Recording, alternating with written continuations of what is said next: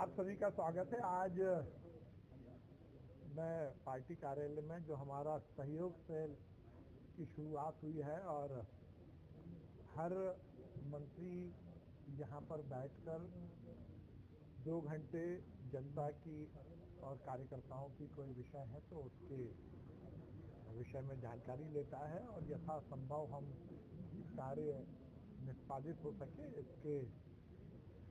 इसका प्रयास करते हैं। और आज मैंने यहाँ पर बैठकर अलग अलग विषय पर जानकारी ली है और ये सुनिश्चित किया है कि लोगों की जो जायज़ समस्याएं हैं उसका पूरी तरह से निदान हो सके।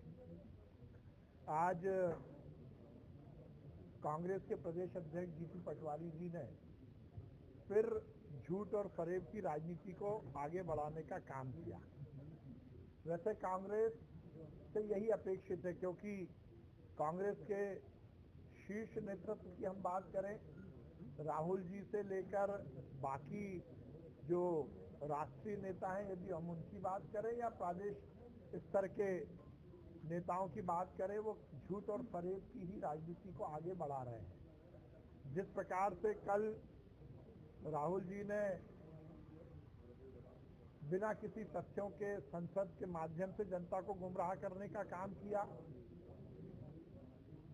वही परिपाटी को आज कांग्रेस के प्रदेश अध्यक्ष जी जीतू पटवारी जी ने भी आगे बढ़ाने का काम किया। और आश्चर्य की बात यह है कि कांग्रेस के नेता बिना किसी तथ्य के पूरी तरह असत्य बातें परोसकर जनता को गुमराह करने की कोशिश करते हैं। फोटो अपॉर्चुनिटी और मीडिया अपीयरेंस की अपॉर्चुनिटी का प्रयोग करते हुए वो जनता को गुमराह करते हैं। जिस अमेरिका के साथ ट्रेड डील को लेकर पूरी दुनिया में हिंदुस्तान की वाहवाही हो रही है और एक बार पुनः इस देश के यशस्वी प्रधानमंत्री नरेंद्र मोदी जी ने ये स्थापित किया है, प्रधानमंत्री जी ने ये स्थापित किया है कि उनके लिए और उनकी सरकार के लिए राष्ट्र सर्वोपरि है, इस देश की जनता का हित सर्वोपरि है। और उसी का परिणाम है कि आज ये स्थापित हुआ है कि 2047 में यदि विकसित भारत बनाना है तो हर एक स्तर पर नरेंद्र मोदी जी उसका सत प्रयास कर रहे हैं। जिस प्रकार से ट्रेड डील हुई है अमेरिका के साथ, एक नए व्यापार के आयाम हिंदुस्तानियों के लिए खुलेंगे और वैश्विक स्तर पर हिंदुस्तान पुनः सशक्त अर्थव्यवस्था के रूप में स्थापित होगा।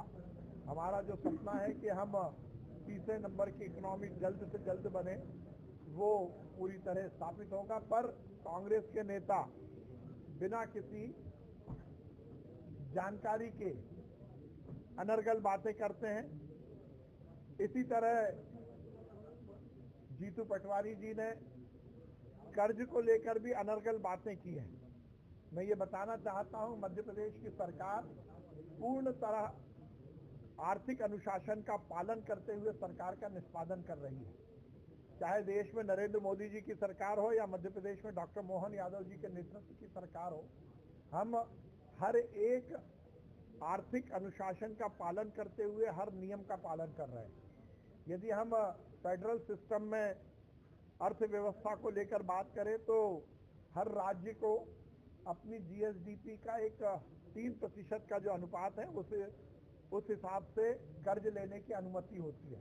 मध्य प्रदेश में भारतीय जनता पार्टी की सरकार डॉक्टर मोहन यादव जी के नेतृत्व में उस नियम का अक्षरशः पालन कर रही है। जो भी मध्य प्रदेश की सरकार कर्ज लेती है उसका उपयोग पूर्णतः पूंजीगत व्यय के रूप में किया जाता है और अर्थशास्त्र में ये सुनिश्चित है कि पूंजीगत व्यय के लिए हमें जो लिमिट है केंद्र सरकार द्वारा उसके अंदर कर्ज लेने की अनुमति है। और अभी जो भी कर्ज लिया जा रहा है, जो हमें लिमिट केंद्र सरकार द्वारा दी गई है, उससे कम ही कर्ज हमने लिया है।